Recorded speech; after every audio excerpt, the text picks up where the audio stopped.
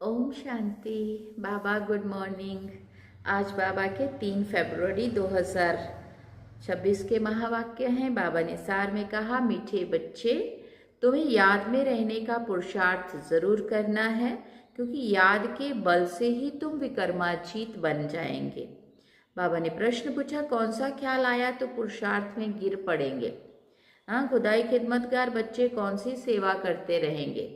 तो उत्तर में बाबा ने कहा, कई बच्चे समझते हैं अभी तो टाइम पड़ा है, पीछे पुरुषार्थ कर लेंगे, परंतु मौत का नियम थोड़ी है। देखो, एक सेकंड पहले भी पता नहीं होता कहाँ कैसे क्या हो जाना है।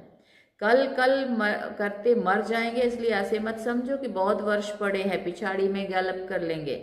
हाँ, ये ख्याल और ही गिरा देगा। जितना हो सके याद में रहने का पुरुषार्थ कर, श्रीमत पर अपना कल्याण करते रहो। रूहानी खुदाई खिदमतगार बच्चे रूहों को सैल्वेज करने और रूहानी खुदाई खिदमतगार बच्चे रूहों को सैल्वेज करने, पतितों को पावन बनाने की सेवा करते रहेंगे। और गीत सुना, ओम नमो शिवाय। अब हम धारणा के लिए मुख्य सार सुनेंगे। पहला पॉइंट, ये बना बनाया ड्रामा है, इसलिए विघ्नों से घबराना नहीं है। विघ्नों की में याद की यात्रा को भूल नहीं जाना। ध्यान रहे याद की यात्रा कभी ठहर ना जाए। दूसरी बात, पारलौकिक बाप का परिचय सबको देते हुए पावन बनने की युक्ति बतानी है। दैवी झाड़ का सैपलिंग लगाना है। वरदान में बाबा ने कहा, मैंपन का त्याग कर बेहद में सदा खोए रहने वाले त्याग मूर्त सेवाधारी भव। सेवाधारी सेवा में सफलता की अनुभूति तब कर सकते हैं जब मैंपन का त्याग हो।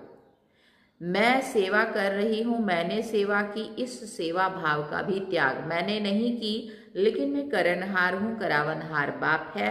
मैंपन बाबा के लब में मैंपन बाबा के लब में लीन हो जाए, इसको कहा जाता है सेवा में सदा खोए रहने वाले त्याग मूर्त सच्चे सेवाधारी।